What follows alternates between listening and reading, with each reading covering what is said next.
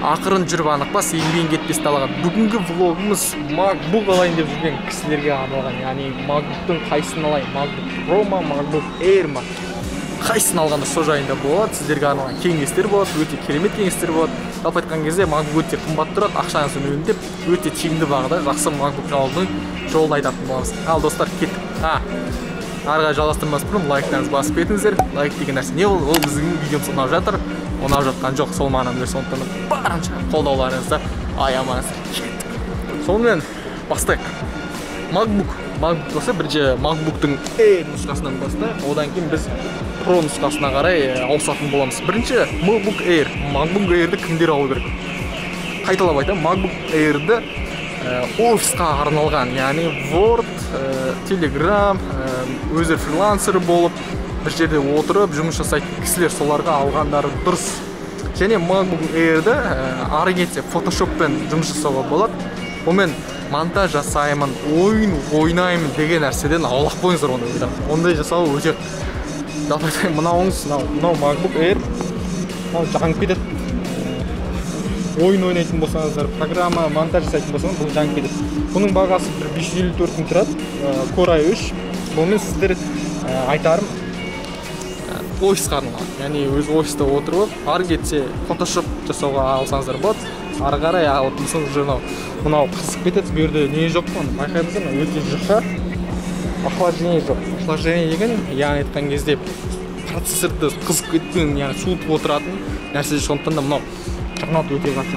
Ауыр нәрсе қолданып қасатын болсаң, өте қатты жанады. Сондықтан да бұл тек қана офисқа арналған, Wordпен жұмыс жасайтын банаға бір жерлердің бастығы, тек қана бір тапсырма, өздерінің жұмысшыларына тапсырма беріп отыратын кісілер осыны қолдансаңыздар болады. Түсінікті ме? Сонымен ары қарай жалғастырайық, ары қарай жылжи берейік. Одан кейін маңызды бір нәрсе MacBook Air Core i. MacBook Air келесі мына бірақ Core i5 процессоры 721 мың теңге тұрады. Енді қараңыздар, MacBook Air'дің Core i5-ін алмай-ақ қойыңыздар. Ойлайсыздар, бұмен Core i5, бұл процессор Core i5 болды, ең бұмен бағананы монтаж жасауға болады, анау деген секілді айтуыңыз мүмкін. Монтаж жасауларыңызда болады, бірақ қиналып жасайсыздар. Сонысыздар, қиналып жасайсыздар. И 721 мың теңге тұрады екен MacBook Air. Мен MacBook Air'дің Core i5-ін алудың қажеті жоқ. Core i5-нен көрі сразу айтайын, MacBook Pro. MacBook Pro 13, диагонал 13, MacBook Pro 15, тағы бір түрі MacBook Pro 15, MacBook Pro 13. Мен сразу MacBook Pro, MacBook Air'дің Core i5-нен қараған кезде мен айтамын сіздерге, MacBook Pro-ның Core i5-нен бастағандарың дұрыс болды. Сіздер бұнымен монтаж жасауларыңызға болады, ойын ойнай алмайсыздар әрине. Монтаж жасау болсыздар, офиста қиын жұмыстар жасау болады. Аналарға қараған кезде мынау өте жақсы. Бағасында көріп тұр, 999 мың, анкі 1.110.999 мыңға. Бұдан да арзан нелері бар. Дәл осы жерде сұлпақта болмай тұр. Негізі бұның 800 мыңға MacBook Pro, андай Touch ID-мен, несімен, звук, видеоны жылыту, осыны жылытуға болатын 820 мың теңгеге алуға болады. 820 мың теңге MacBook Pro Core i5 содан алуға болады. Және айта кететін нәрсесі, жадысы кемі 256 гигабайттан алыңыздар. Мынау 256 болсын, MacBook Air алсаңыздар, MacBook Pro алсаңыздар 256 гигабайттан алыңыздар. 28 гигабайт болатын болса, ол тез бітіп қалады. Памятін бағана жадысын босатып отыруға тура келеді. Сондықтан да ең бастысы 256 гигабайттан Core i5 MacBook Pro Touch ID-мен тапсаңыздар болады. Жадысы 256 гигабайт. Нанкі қателеспесем, және жедел жадысы 8 гигабайт болсын. Нанкі қараңыздар 512 гигабайт жадысы.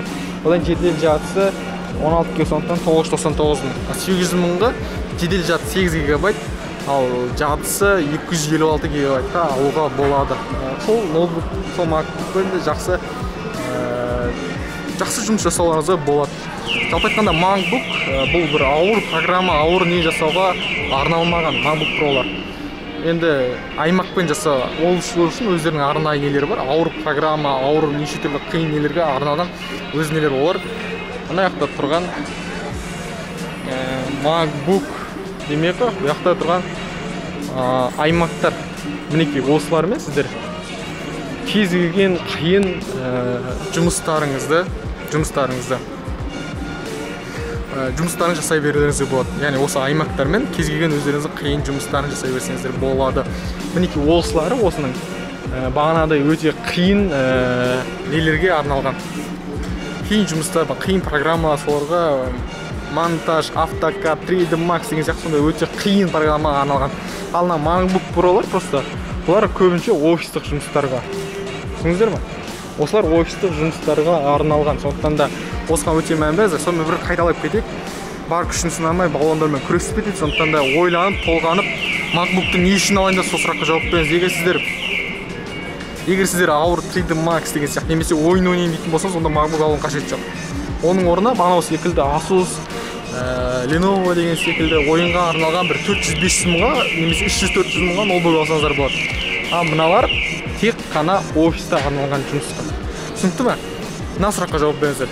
Не үшін мен MacBook алайын деп отырмын? Және оны неге қолданайын деп отырмын? Түсіндіңіздер ме? Осы сұраққа жауап беретін болсаңыздар, өздеріңіз шешім аласыздар. Тек қана офиста отырып, тек қана Google-мен, тек қана Word-пен, сол секілді бағана Excel-мен жұмыс істейтін болсаңыз, онда MacBook Air ала беріңіздер. Photoshop-пен ең кемінде. Ал монтаж жасаймын, сәл монтаж жасаймын, бұл қайталап айтамын. Күрделі монтажды бұл көтермейді MacBook Pro 13. Сондықтан да күрделі монтаж жасайтын кісілерді сәл ойланып алыңыздар. Оған MacBook Pro 15 сәл көтеру мүмкін, өте күрделі монтаждарды. Одан кейін iMac'тар көтереді, түсінікті ме? Сондықтан да әр алатын кезде ол неге қайлайын деп соған өте мән беріңіздер. Ойынды iMac'пен ойнай бересіздер. Түсінікті ме? Мінекей, MacBook тек қана ол офиста жұмыс істеп, бір жердің бастықтарына немесе бағанағы дизайнерлер, фрилансерлер деген сияқты осылар MacBook'пен алсаңыздар болады. Әрине тез істейді, басқаларға қарағанда өте қатты тез істейді. Жұмыс істеуі ол жағынан әңгімесі жоқ. Бірақ неге қолданғанға байланысты. Түсінікті ме? Мінекей, бүгінгі влогымыз осымен аяқталды, MacBook'қа байланысты. Егер влогымыз ұнаған болатын болса, пайдалы болған болатын болса, лайк, комментарий, өз ойларыңызды жазыңыздар. Келесіде қандай видео шығарайық, қайсыған толыққанды шоу жасайық, Air'ға ма, Pro'ға ма, Pro'ның қай нұсқасына өздеріңіз комментарий ойларыңызды жазып беріңіздер, оқимыз, жауап береміз. Мінекей, бүгінгі влогымыз аяқталды. Рахмет достар.